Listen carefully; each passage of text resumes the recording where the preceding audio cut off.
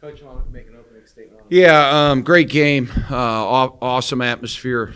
Told Bart he's got a heck of a team. That team is as good as anybody in this conference. They've got a lot of firepower. A lot of respect for them and the way they play. He runs really good actions. They got 4 guards on the court at all times. They stretch you. Can make threes, as you saw in that first half. They made 7. But, we just made 4 or 5 more plays than those guys. That's really what it came down to. Our overtime was tremendous. I think we held them they were 2 for 8. And really in the second half, we tried to limit their threes.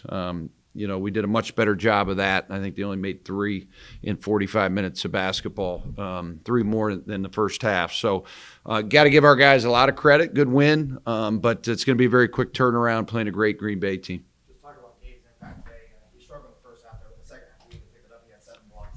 Yeah, I asked him yesterday how he was mentally. Is he ready to go, Austin? He said he was. So I think we trusted him. I think our trainer, did a really nice job of working him through that. He spent a lot of time with her in his rehab, and I think he was ready to go. Obviously, with 7 blocks for a freshman, he changes the game. That's why we recruited him.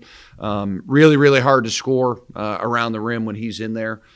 So I thought he was instrumental in our run. As Ziggy said, I think Ziggy and those guys had great comments, right? When we get stops and he's blocking shots, we can get out and the other team can't set their defense. But crazy game, right? I mean, them pressing and us turning it over and just they never stop playing. And that's what the Horizon League's about. Last year I think we were number one conference in the country, points decided by 4 or less.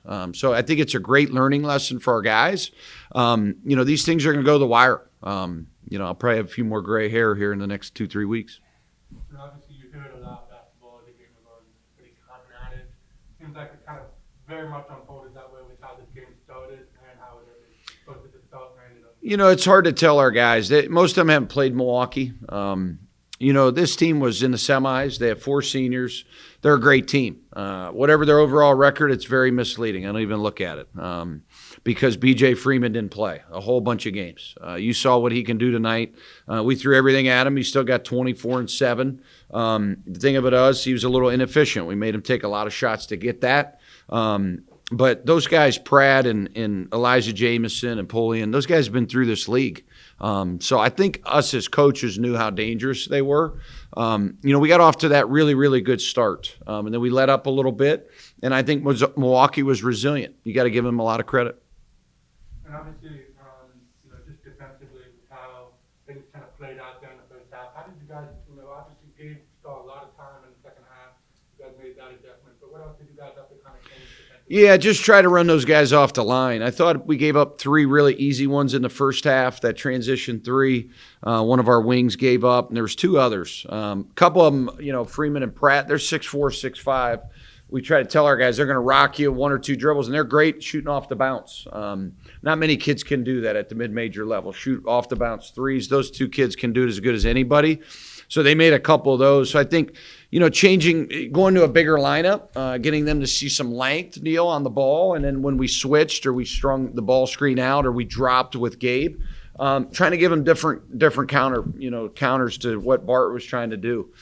He's a great offensive coach. They every year they're one of the best offensive teams in the country. So, our defense wasn't good enough, but Milwaukee's pretty good offensively.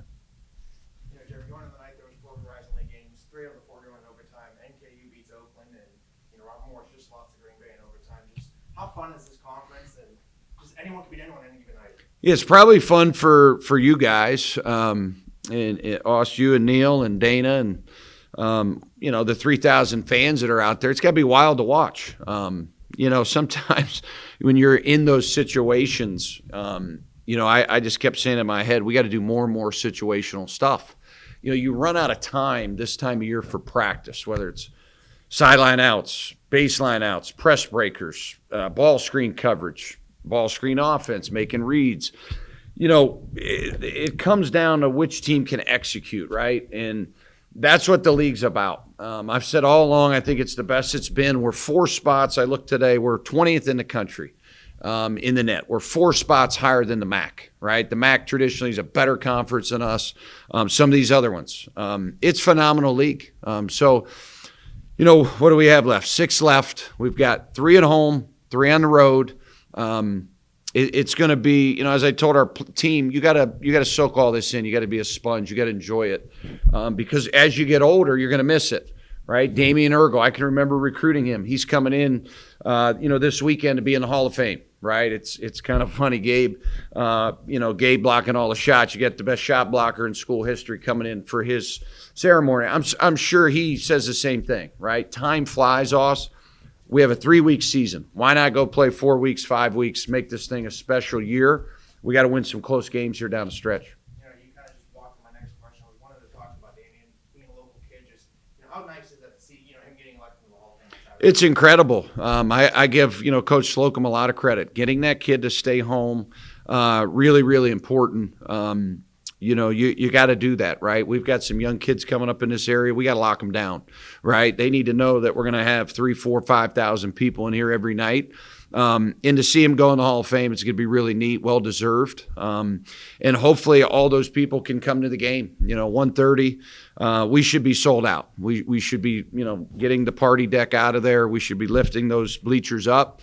And we should be getting 5,000 to 6,000 fans, because I think it's going to be a high-level game. Green Bay's a heck of a team. We're a heck of a team. It's going to have big implications the next 3 home games. So let's give us the best environment that we can.